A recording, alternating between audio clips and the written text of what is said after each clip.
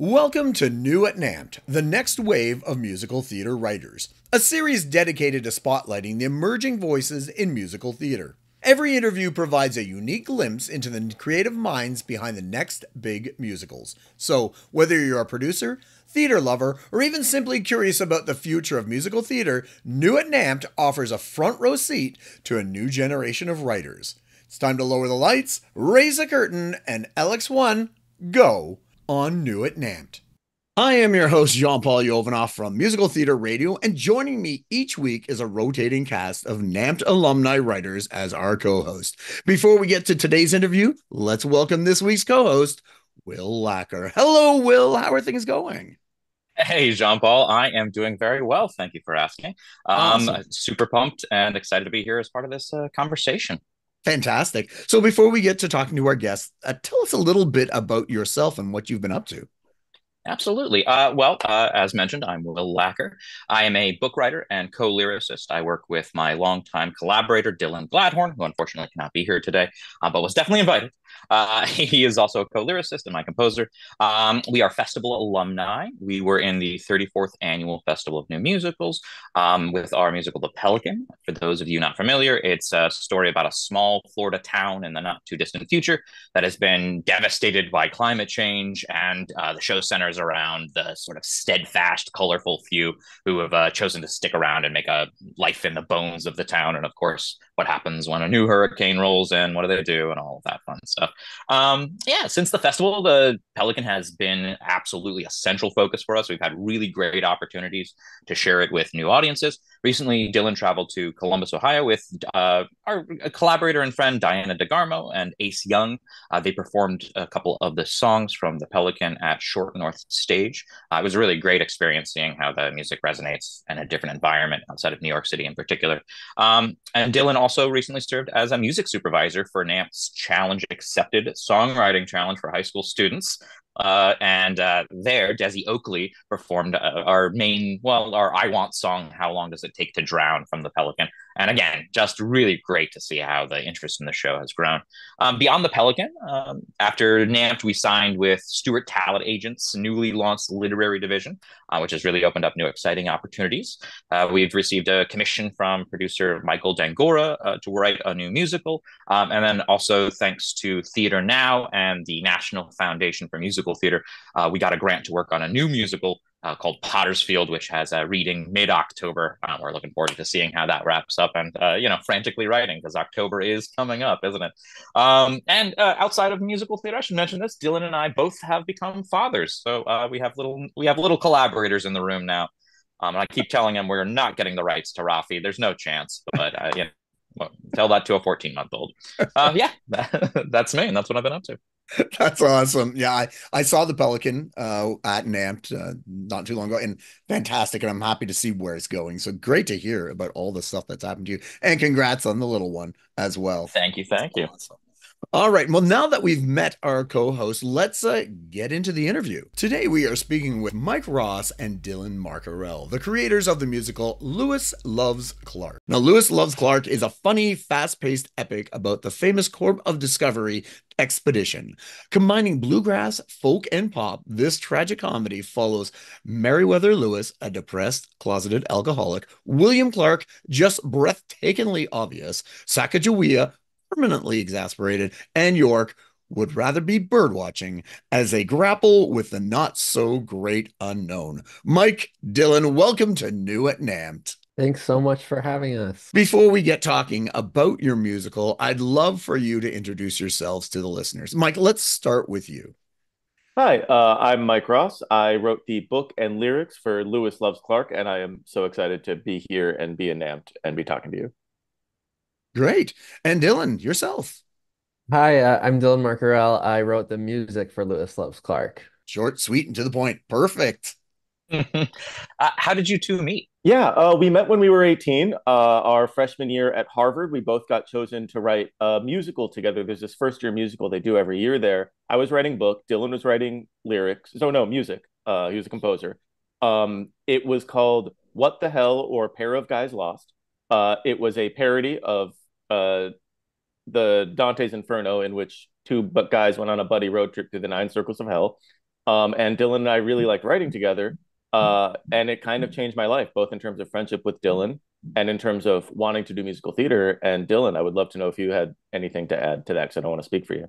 Yeah, no, and we've been friends ever since. And now we both live in New York, and now we have this show, Lewis Loves Clark. And what was the inspiration for the show? For Lewis Loves Clark, it came from a few places. When I was in fourth grade, my parents took me to see a movie at the Minnesota Science Museum. I grew up in Minnesota, about Lewis and Clark. And I remember at the time being obsessed because there was a big black fluffy dog named Seaman who was on the real trip. And also I thought Sacagawea was cool. Didn't know a single thing or care the entire movie about the guys. Didn't know what was going on with them. Did not care. As a gay child, that was the extent of my involvement. And then as a gay young adult in my early 20s, I spent a lot of time falling in love with my straight best friends. And those two things kind of met and combined when I wrote this standalone song called An Encyclopedia of Laughs. The idea was, Meriwether Lewis is supposed to be cataloging all these birds and, plants and stuff out on the expedition. And instead, he's just obsessed with his best friend and co-captain Clark. And he's cataloging his laughs and his movements and what he does and what he's like, because that felt very true to me at the time. And I thought it would be like poignant to express that, but also just funny because, it's Lewis and Clark. And I showed this to Dylan. And it was just a set of lyrics because Dylan is the best person I know at taking lyrics and setting them to new music. And not to, speak for you, but I seem to remember Dylan saying it was, quote, his favorite thing I'd ever done so far. Dylan, I'll let you, comment on that.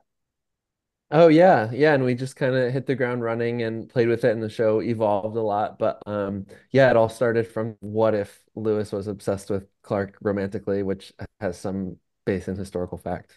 That's the thing, is Dylan was like, there's more than one song here. You should look into this. And when I researched it, historians do believe that Lewis, who what we know was this lifelong depressed alcoholic, ran in the family, lifelong bachelor who didn't really care for any women in his life, but cared deeply for Clark and wrote him these beautiful letters. And what started as like kind of a joke between Dylan and I became a real project that morphed and evolved over time into something bigger and more ambitious, but also, and now we have this full draft of the show that we're putting up here, but there is also still a big black fluffy dog on stage, and Sacagawea is still my favorite part. So it's really stayed true to its roots in that way. You never know where inspiration's going to hit. That's incredible. Yeah, it's such a great concept for a show. It's so engaging. Musically, the show is very eclectic with bluegrass and show tunes and pop sounds. What made you go in that direction? Yeah, so bluegrass and Americana for me very much evokes this sense of the early American wilderness. And so that was a natural starting point.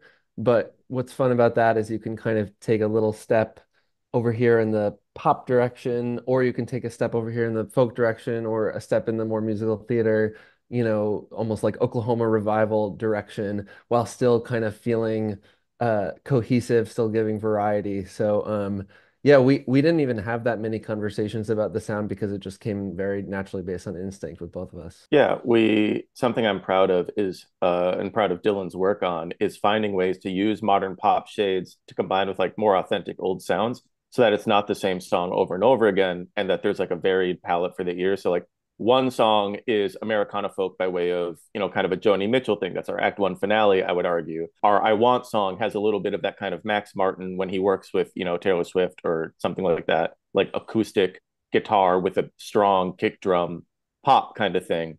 But it all still ideally sounds like a, bar song that you could have sung anytime from the 1800s to Marie's Crisis. Tell us a little bit about the developmental history of the show. Yeah, I'll take that. So we've had three big opportunities so far. We call them our moonshots. We applied to DGF in early 2020, the DGF Fellowship, with 4 songs and 2 scenes, which was everything we had at that time.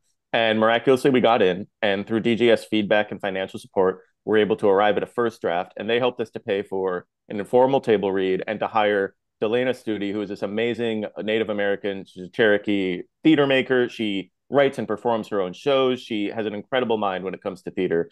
And she worked on the show with us, just going over both creativity and also just content, tightening and improving the show. And through that, we arrived at a second draft. And with that, we sent it out for more of these things. We got our second moonshot we care a lot about, which is the Rodgers Award in 2023, which provided us with a little over $60,000 to put on a staged reading with any nonprofit in the country. And then a year after that, we are now here at NAMT, This is going to be our first live presentation with an orchestration of this music in New York. And our hope is that in doing that, we will maybe find some people that can talk to us about this Rodgers money, which we still have, and which we are eager to either talk to producers about commercially enhancing and or talk to nonprofit theaters about putting up a staged reading as the award allows for, or any sort of, further workshop or development or run.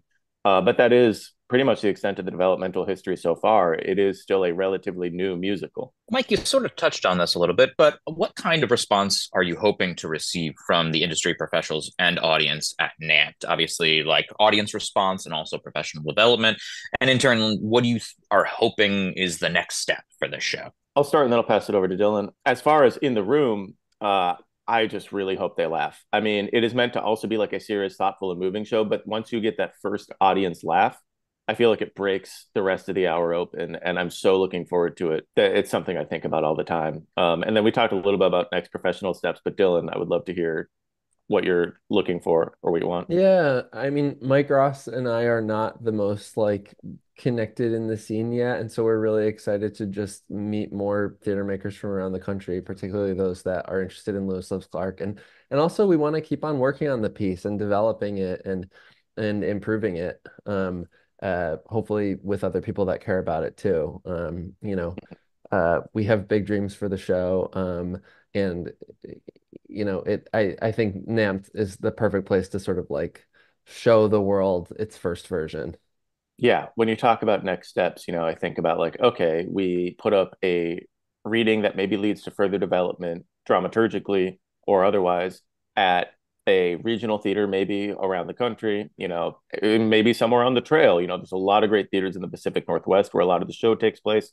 St. Louis Rep, obviously, even things around Virginia, lots of places where I think this material could have a really strong impact and we could have a chance to work on it out of town and then see where we go from there. But just to have this break at all is so huge and exciting. NAMT is truly a game changer for both our show and ourselves. The show sounds like so much fun. I can't wait to see it in October. And you would definitely be meeting lots of people at NAMT and you'd be doing a lot of networking and talking.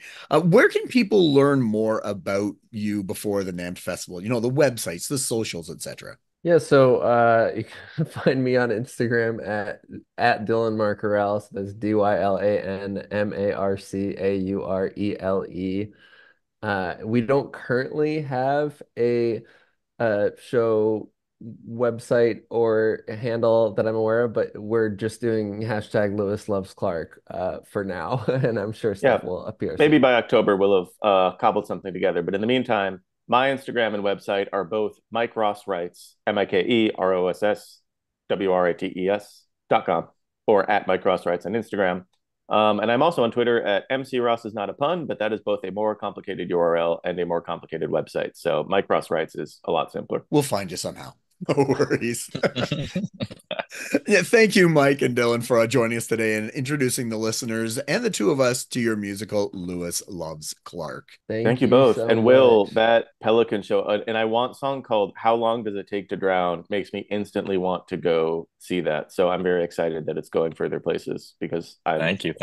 Of course, I also want to thank this week's incredible co-host, Will Lacker, for joining us today as well. Thank you, Jean-Paul. It has been an absolute pleasure, and I am so excited to see what comes next for Mike, Dylan. I will absolutely be there at the Festival of New Musicals, sitting in the audience cheering on Lewis Loves Clark. Awesome. Wonderful. Once again, I am your host, Jean-Paul Yovanoff, on behalf of NAMT and MTR. Thank you for joining us today, and we'll see you in the theater.